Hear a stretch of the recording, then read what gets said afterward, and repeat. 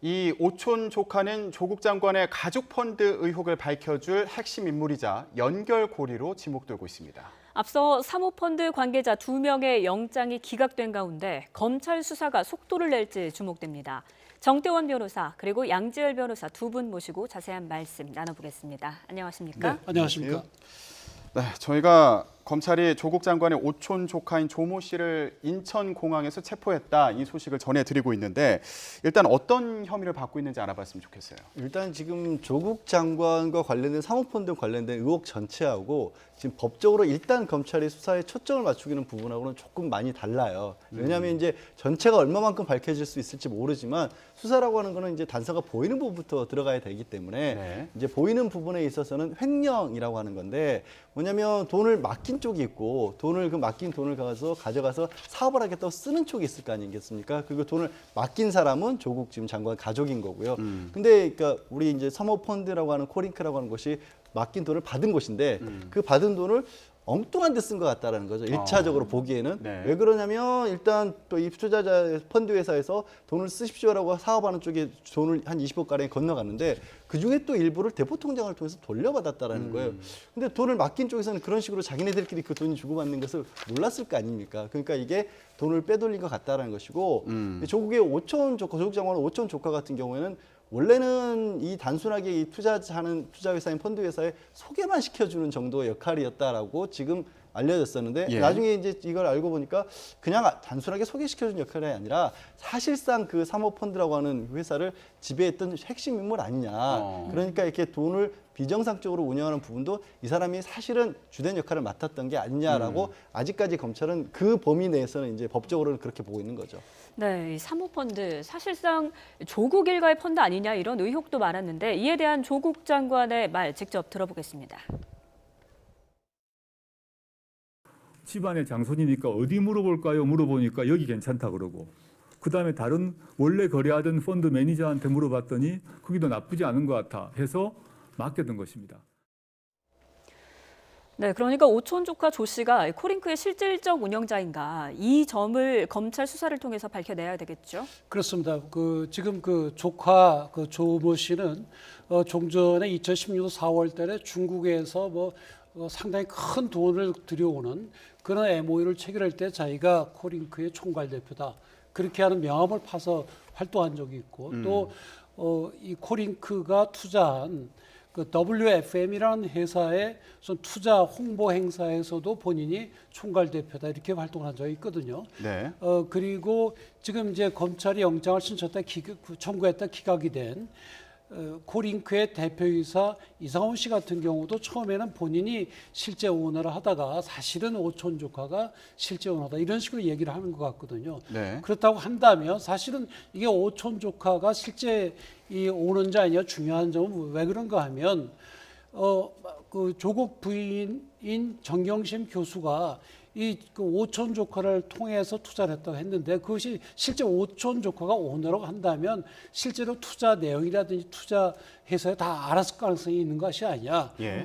원래 투자하는 쪽은 실제로 그 돈이 어디로 투자가 되는지는 관여를 못하도록 돼 있거든요. 자본시장법상. 네. 그렇다고 한다면 정경심 교수는 우리 자본시장법에서 금지하고 있는 그런 것을 위반한 의혹이 있게 되는 거죠. 또 한 네. 가지는 이 사람이 실제로 오너라고 한다면 혹시 자기 오촌 당수익이 되겠죠.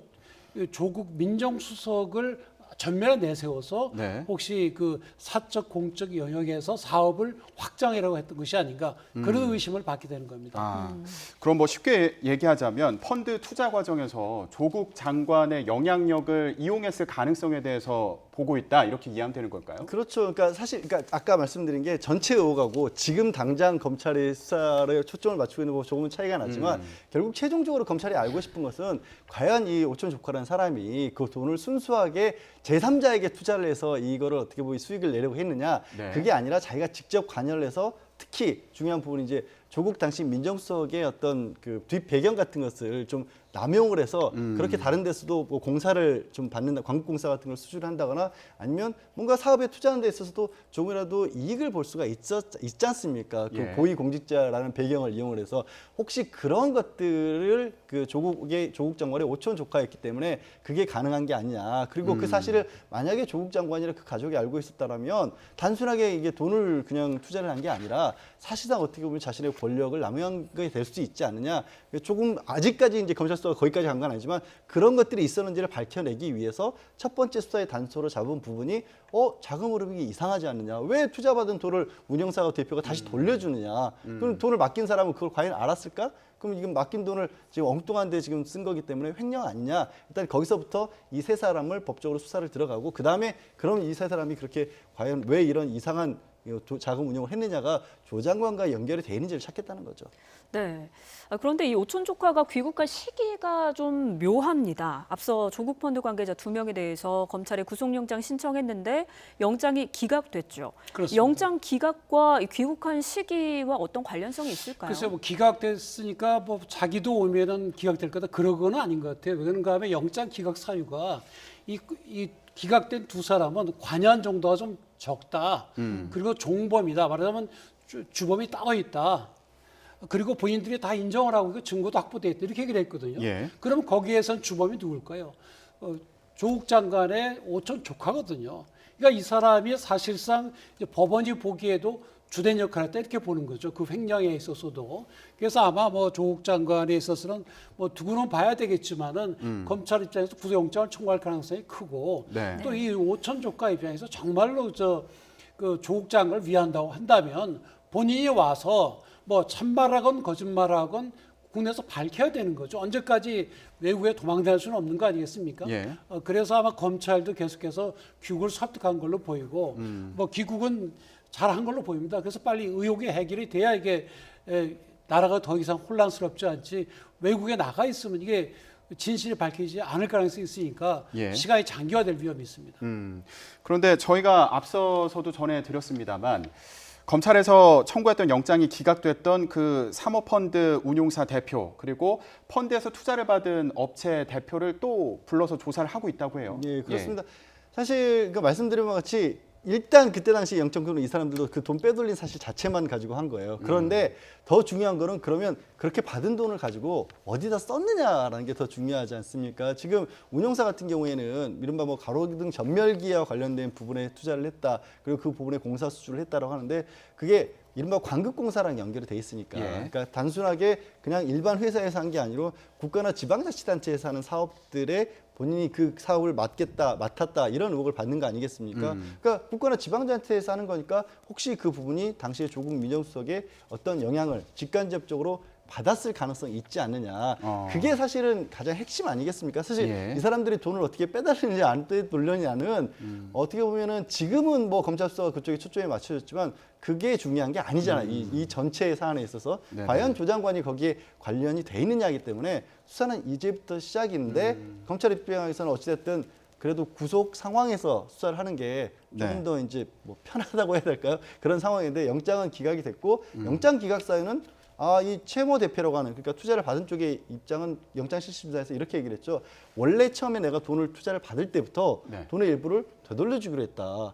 또 이상한 투자예요. 그러니까 그렇지만 그 녹취록 같은 거 보면 조국 장관은 난 조국 선생은 모른다라는 식으로 또 얘기를 했지 않습니까? 예. 그러니까 그런데 이 횡령과 관련한 부분에 있어서도 법원이 보기에 지금 오늘 아침에 긴급 체포가 된 조국 장관의 오촌 조카가 그러면 주된 혐의자가 아니냐. 법원의 당시에 영장 실질심사 당시에 나온 얘기로 보면 그러니까 그 이상한 투자를 해놓고 일부를 되돌려받는 것 자체는 아마도 오촌 조카가 알고 있지 않나라는 지금 네. 상황이 된 거죠. 네. 그 말씀대로 단순히 뭐 돈을 횡령한 게 문제가 아니고 이제 예를 들어 대표적인 게 웰스 CNT 같은 경우에 보면 그게 거의 100% 조국 장관의 가족 펀드 아니면 가족 돈이 들어간 건데 이 웰스라는 회사가 그 서울시 지하철 공공 그 와이파이 그에 참여하는 컨소시엄에 참여를 합니다. 근데 그게 1,500억 정도 되는 큰 거거든요. 근데 이 웰스가 들어가서 그게 그 계약을 우선 협상 대상자가 됐어요. 근데 그 PNP라는 컨소시엄 자체가 제대로 된 회사가 아니거든요. 그래서 혹시 그 과정에서도 이 사람들이 그 당시 민정수석인 조국 민정수석의 이름을 이용을 해서 그것에 입찰에 응한 것이 아닌가 그런 의심이 있는 거죠. 네네. 그래서 그 점도 아마 철저히 조사가 될 걸로 보입니다. 네. 그러니까 펀드 투자를 받은 업체들이 관급 공사를 수주하는 과정에서 조국 장관이 이제 민정수석이었는데 영향을 좀 뭐 미쳤거나 아니면 뭐 관련이 있는 거 아니냐 이런 부분을 최종적으로 들여다봐야 된다. 그런데 이제 이런 부분을 들여다보기 위한 그 시작점이다 이렇게 해석을 해주셨는데 아까 정 변호사님 같은 경우에는 오촌 조카에 대한 영장 청구 가능성에 대해서도 좀 전망을 해주셨거든요. 변호사님은 어떻게 보세요? 일단 지금 그러니까 두 사람 앞서 말씀드린 두 사람의 기각 사유에 그 사람들이 주된 역할을 하지 않았다라고 돼 있거든요. 그럼 주된 역할을 한 사람이 누구겠어요? 오촌 조카라고 지금 법원은 보고 있는 게 아닌가. 그렇다라면 거기에 대해서 영장 청구를 할 수밖에 없는 상황이죠. 그런데 네. 이제 주목해야 될 부분은 그래서 이제 아까 말씀하신 것처럼 두 사람이 영장이 기각됐기 때문에 들어온 것으로 볼 수는 없다라는 게 이래서 그런 말씀을 드린 겁니다. 왜냐하면 두 사람이 영장 기각된 사유가 그 사람의 핵심 인물이 아니라 오촌 조카가 핵심 인물인 것 같다라는 사유로 기각이 됐는데 두 사람이 기각됐다라면 오히려 도주를 더 했어야 맞는 것 아니겠습니까? 예. 그렇기 때문에 이 과정이 어떻게 된 건지는 조금 더 뭐라고 말씀드리기가 좀 너무 이른 상황인 거죠. 그렇다면 검찰의 영장 청구와는 별개로 법원에서 영장이 발부될 가능성도 높다고 보시는 겁니까? 그러니까 만약에 그 두 사람이 영장실질심사 과정에서 우리가 그처럼 이상하게 자금을 운용했던 그 이유가 원래부터 그런 식으로 계약을 했다라고 하는데 그 계약의 실질적인 당사자가 이 오촌 조카라는 사람이었다라는 식으로 진술했고 그와 관련된 어떻게 보면 검찰의 증거라든가 수사가 있다라면 오촌 조카에 대해서는 영장 발부 가능성이 있는 거죠. 지금 저희가 조국 법무장관의 오촌 조카 체포 소식과 관련해서 얘기를 나누고 있는데 그런데 며칠 전에 이 오촌 조카의 녹취록이 공개가 됐습니다. 네. 예, 어떤 내용이었죠? 이제 그 조카가 국내에 있는 그 웰스의 사장이나 또는 코링크의 사장하고 통화를 한 내역으로 보이는데요. 근데 하여튼 그 조국 장관에게 어떤 영향이 가서는 안 된다. 그리고 특히 이제 혹시 진술을 할 때 익성이라는 회사를 꺼내면 안 된다. 배터리 사업을 꺼내면 큰일 난다. 조국 낙마한다. 이런 얘기들이 있고 그렇거든요. 그래서 얼핏 보기에는 그것이 이제 진실인지 아닌지는 알 수는 없습니다만은 두 사람 사이의 대화를 보면 뭔가 말을 맞추어서 증거를 조작하려고 한 것이 아닌가 그런 의심이 상당히 드는 거죠. 그래서 아마 그 녹취록도 검사가 이제 수사를 함에 있어서 상당히 참고를 해서 이 오촌 조카와 그 대화에 나오는 사람들이 내가 다 조사를 할 걸로 보입니다. 예, 저희가 녹취록의 내용을 지금 보여드리고 있는데 저기에도 보면 2차 전지 회사에 투자한 것이 알려지면 뭐 이해 충돌의 문제가 있다 이런 취지의 얘기가 있었던 것으로 전해지고 있습니다. 그러니까 2차 전지라는 게 이제 전기 자동차라든가 친환경 자동차, 수소 자동차로 하더라도 그걸 이용해서 전기를 생산한 다음에 그다음에 그 운영을 해야 되기 때문에 이 2차 전지 회사가 지금 현재 정부가 가지고 있는 친환경 정책이랑 딱 맞아떨어지는 부분이 있거든요. 네. 그러니까 여기에서 이 오촌 조카가 주장한 거는 양쪽으로 볼 수가 있는 거예요. 실제로 그 익성이라는 것에 투자했던 부분들이 뭔가 문제의 소지가 있었을 수도 있고 거기에 이제 뭐 조국 장관이 관여했다거나 아니면 본인이 조국 장관을 민정수석을 이름을 좀 내세워서 투자를 했다거나 이런 게 있을 수도 있는 거고 두 번째는 청문회를 앞두고 있는 상황이었잖아요. 단순하게 이미 이게 관여돼 있다라는 것만으로도 문제가 될 수는 충분히 있지 않습니까? 정부가 핵심 정책으로 내세우고 있는 부분에 하필이면 왜 거기에 그 당신의 돈이 들어가 있냐라고 청문 과정에서 굉장히 공격을 당할 수도 있는 그런 상황이었다 보니까 양쪽 가능성을 다 두고 연락을 한 건데 중요한 거는 이거를 녹취록을 어떻게 보면 언론사나 이런 데 또 제공을 한 사람 본인은 본인의 책임은 없다. 그러니까 운용사가 이거를 내 책임은 아니고 나는 조국이라는 사람도 조국 선생이라는 표현을 써가면서 모르는데 왜 내가 이런 일을 겪어야 되냐고 또 항의하는 내용도 나오거든요. 그러니까 결국에는 오늘 이제 긴급 체포가 된 오촌 조카가 왜 그러면 이런 얘기를 했는지 이런 부분들이 다 핵심 인물인 건 여기서도 또 드러나는 셈이죠. 익성에 이제 덧붙인다고 한다면 이제 익성의 자회사가 IFM이라는 회사가 또 설립이 됩니다. 근데 문제는 이 IFM도 지금 말씀하신 2차 전지를 주로 만들어내는 그런 회사로 설립이 되는데 이 회사 설립되고 나서 정부에 그 2차 전지에 대해서 적극 지원한다는 게 발표가 되거든요. 그 얘기 뭔가 하면 미래의 공급상 비밀을 알았다는 거 아닙니까? 말하자면. 예. 그러니까 이거는 절대로 밝혀서는 안 된다. 그런 얘기도 했다는 겁니다. 그러니까 실제로 이제 검찰 조사를 통해서 특혜가 주어졌던 건지 혹은 뭐 정보가 미리 갔던 건지 이런 부분을 밝혀내야 되겠고. 그러니까 조국 장관의 직접 관여가 안 됐다 하더라도 이 사람이 뭐 조국 장관의 위세를 이용해 그 당시 민정수석이니까 위세를 이용해서 뭐 할 수는 있겠죠 충분히. 아이 우리 뭐 이건 조국 수석이 투자한 펀드인데 이 펀드 이렇게 하려고 그러니까 뭐 좀 알려다오라든지 그렇게 뭐 활용을 했을 가능성은 있죠. 네, 뭐 아직까지는 조국 장관이 구체적으로 이해충돌 규정을 위반했다 이렇게 드러난 것은 전혀 없는 상황이고요.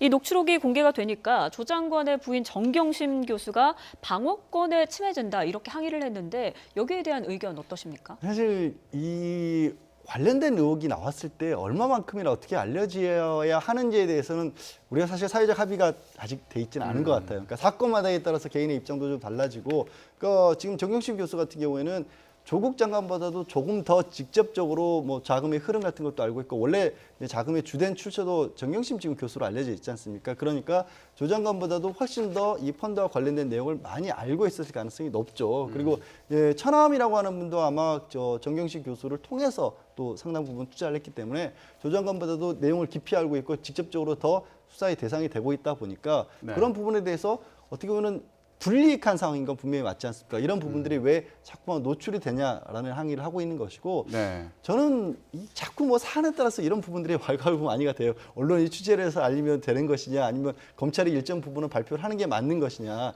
이런 부분들을 검찰이 지금은 수사 과정 자체가 원칙적으로 밀행성을 갖추고 이거를 알려서는 안 된다라고 하면서, 사실 그간의 검찰의 수사 과정을 또 보면 검찰이 여론을 형성하는 데 유리한 부분들은 또 일정한 어떤 과정을 거쳐서 밖으로 나왔던 것도 맞거든요. 예. 그러니까 아예 그런 부분들을 투명하게 끌고 가는 게 맞는지, 중요 사안이라면, 그렇지 않으면 정말로 철저하게 단속을 해서 글자 그대로 지켜주고 가는 게 맞는지에 관한 그런 부분도 뭐 조 장관이 기왕이 검찰 개혁과 관련된 업무를 맡고 계시고 하니까 좀 논의가 있었으면 싶습니다. 네. 이게 뭐 간단치가 않습니다. 왜 그런가 하면 결국 이제 피의 사실 공표되면 피의자의 인권이 침해되는 건 틀림없거든요. 그런데 또 어떤 사건의 경우 국민들이 알 권리가 또 있거든요. 그래서 헌법상 이 국민의 알 권리와 또 피해자의 인권, 그걸 어느 쪽을 어떻게 하면 균형을 맞추냐는 건 항상 고민이 되는 문제거든요. 근데 이 사안의 경우에는 뭐 실제로 보도가 된 것은 이 당사자가 언론사에다 갖다 줬다 그래요. 그렇다고 한다면 정 교수께서 혹시 그걸로 인해서 피해를 입으셨다면 네. 그 언론사를 상대로 반론 보도 청구를 하든지 아니면 뭔가 잘못해서 정정 보도를 청구를 해야 될 걸로 보이고요. 네. 뭐 검찰은 자기들이 흘리지 않았다고 이렇게 얘기를 하니까, 흘리지 않았다면 본인들에게 책임 없겠죠. 만약에 흘렸다고 한다면 아까 말씀드린 대로 피해자의 인권 모두 우리가 최선을 다해서 해야 되고 또 국민의 또 알 권리도 충족시켜야 되고, 이런 고민을 해서 네. 균형 잡힌 그런 정책을 해 나가야 될 걸로 봅니다. 예. 제가 드린 말씀을 조금만 부연 설명을 드리자면, 이제 국가에 따라서는 이런 경우들이 있어요. 그러니까 수사가 일정 단계에 이르려면 최소한 수사의 상대방은 지금까지 수사가 어느 정도 쌓였는지를 알고 있는 게, 수사의 대상이 된 사람도. 그러니까 지금은 수사의 대상이 된 사람은 나에 관해서 어떤 수사가 어떻게 이루어지고 어떤 증거가 이루어지는지 하나도 모르는데, 언론을 통해서건 아니면 다른 과정을 통해서건 찔끔찔끔 자기에게 불리한 내용들만 나온단 말이에요. 그러니까 이 방어권 보장이 제대로 안 된다라는 얘기를 할 수가 있는 거거든요. 그래서 저는 이 기회에 지금까지는 우리 뭐 경찰이나 검찰에서 아예 재판에 넘기기 전까지는 어떤 내용인지를 알려주지가 않는데, 일정 부분은 또 어느 단계에 이르면 수사 대상이 된 사람도 알고 있으면 본인이 지금 검찰에서 이런 얘기가 나왔지만 검찰이 가지고 있는 자료 중에 이런 부분은 또 나도 방어할 수 있다라는 부분을 같이 할 수 있지 않습니까? 그렇게 되는 것도 하나의 방법이 아닐까 싶습니다. 네, 알겠습니다. 또 관련해서 피의 사실 공표 문제를 두고 또 논의가 필요하다, 사회적인 논의가 필요하다, 이런 얘기도 있어서 앞으로 그 부분도 계속 다뤄봐야 될 것으로 보입니다. 자, 오촌 조카 녹취록과 관련해서 얘기를 해봤는데, 그런데 조국 장관의 부인인 정경심 교수 같은 경우에는 이 녹취록 논란뿐만 아니라 지금 본인이 증거를 없애려고 했던 정황이 있다, 이런 얘기가 나오면서 또 곤란하지 않나 싶습니다. 그렇습니다. 그러니까 정경심 교수의 이제 연구실에 있던 컴퓨터를 평소에 금융 거래를 봐주던 모층권사 직원이 가져가서 자기 차 트렁크에 보관을 했고, 거기에 더 나아가서 집에 있던 컴퓨터 2대의 하드디스크를 교체를 해줬다는 거거든요. 그 비용은 정경심 교수가 됐고, 네. 그리고 이제 교체를 하면서 그 하드디스크는 버리지 말고 나중에 다시 갖다 줘 이렇게 얘기를 했다는 거예요. 근데 그것이 진실이라고 한다면 객관적으로 볼 때는 정 교수가 뭔가 좀 행긴 게 있으니까 증거를 빼돌린 것이 아니냐 이런 의심이 상당히 드는 거죠. 근데 지금 그 소위 뭐 빼돌렸든지 뭐 두었든지 모르겠지만 그 하드디스크 2개도 그 증권사 직원이 검찰에 제출해서 지금 검찰이 분석 중이라고 합니다. 근데 그런 것은 사실은 정 교수에게는 조금 뭐 불리하게 이제 해석이 될 수밖에 없죠. 그래도 그 증권사 직원이 내가 교체해주고 있는데 그 당시 그 조국 장관이 퇴근하면서 오면서 뭐 우리 집사람을 도와줘서 고맙다 이런 얘기를 했다는 거거든요. 그러니까 그것도 또 고맙다는 말이 무슨 말이냐, 이게 빼돌려서 고맙다는 얘기냐, 평소에 잘 챙겨서 고맙다는 얘기, 그것도 여러 가지 또 해석을 둘러싸고 논란이 있는 거고, 그 조 장관이 그거 알고 같이 증거인멸하는데 가담한 거 아니냐, 뭐 이런 주장도 있고, 그게 아니고 그냥 인사만 한 거다 그런 주장도 있고, 그래서 그 점도 이제 앞으로 검찰 수사에 밝혀질 걸로 보입니다. 네, 이제 그렇다면 다음 수사는 어떻게 진행이 되느냐. 오촌 조카 신병 확보했고 그렇다면 다음 수수는 조 장관 부인의 소환이 될까요? 바로 소환을 빠르게 하기는 저는 어렵지 않을까 싶어요. 그러니까 이게 뭐 단순하게 누친한 얘기가 아니라 오촌 조카를 소환해서 충분한 어떤 내용이 있고 지금 말씀하신 하드디스크와 관련된 증거 검토가 결국에는 해석이 분분할 이유가 없는 게 거기 뭐가 들어있는지 보면은 그게 정답 아니겠습니까? 거기 뭐가 들어있는지에 따라서 증거인멸이 될 수도 있는 거고 단순하게 지금 얘기하고 있는 것처럼 자신의 업무 정리와 방어권 행사를 위한 것도 될 수가 있는 거 아니겠습니까? 네. 그 안에서 어떤 증거들이 나오느냐 그리고 오촌 조카가 나와서 어떤 얘기를 하고 그 관련된 증거가 어떻게 있느냐에 따라서 아마도 이제 정경심 지금 교수 같은 경우 받고 있는 게 이미 기소가 된 표창장 위조도 있고 네. 또 결정적으로 지금 계속 얘기를 나누기는 사모펀드 관련 의혹도 있기 때문에 그 부분이 상당히 숙성이 돼서 딱 이 부분을 확인해야 될 정도가 됐을 때 소환하지 않을까. 진짜 어쨌든 법무부 장관의 부인이고 사람들의 어떤 관심도 굉장히 쏠렸는데 두 번, 세 번 계속 이거 하나 물어보고 이거 하나 물어보고 이러기는 조금 검찰도 부담스럽지 않겠습니까? 그러니까 네. 수사의 마무리 단계에 가서 아마 정경식 교수는 소환하지 않을까 싶습니다. 그런데 이제 현직 법무장관의 부인인데 뭐 소환을 한다면 소환해야 되는 검찰이나 아니면 이걸 지켜봐야 되는 법무부나 좀 서로 뭐 부담을 느끼거나 하는 건 없을까요? 어떻게 보세요? 부담을 느끼죠. 왜냐하면 특히 이제 이 사건의 경우에는 단순히 뭐 그 정경 교수가 장관의 부인이라서 그런 것이 아니라 지금 윤석열 총장의 이 사건 수사 자체를 검찰 개혁에 를 거부하는 거다. 뭐 이런 주장도 나오잖아요. 또 한편으로는 법무부 장관이 된 것을 기화로 해서 자기의 범죄를 감추려고 한다. 또 이런 비난도 있고. 그래서 그런 여러 가지 그 의혹들이 있기 때문에 그런 얘기를 안 들으려면 지금 우리 양 교수님 말씀하신 대로 관계자들 조사 다 하고 관련 증거 충분히 다 조사하고 그다음에 정 교수에게는 확인하는 정도로 사실 뭐 반드시 꼭 조사해야만 혐의를 밝힐 수 있는 건 아니거든요. 조사해 보면 대부분 윤곽에 나오니까 그걸 마치고 난 다음에 해서 그것도 뭐 가능하면 한 번에 조사하는 걸로 마친 걸로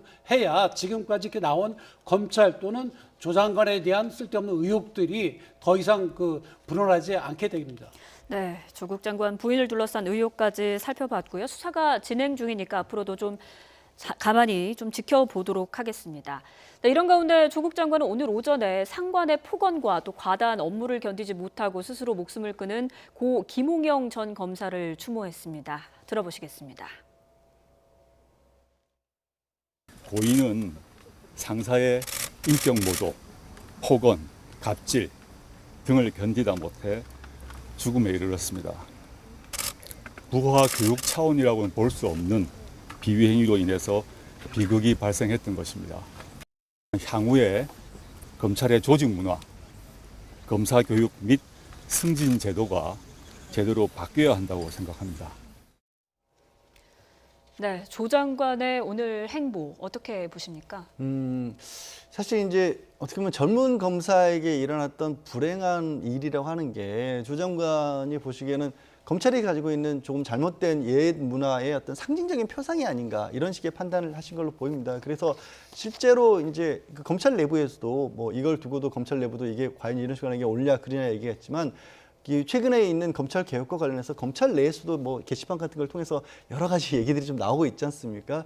그 가운데서도 특히 젊은 장관들 같은 경우에는 검찰이라고 하는 그 어떤 조직의 역할 내지는 문화 이런 걸 좀 다르게 보는 그런 시각들도 분명히 존재를 하거든요.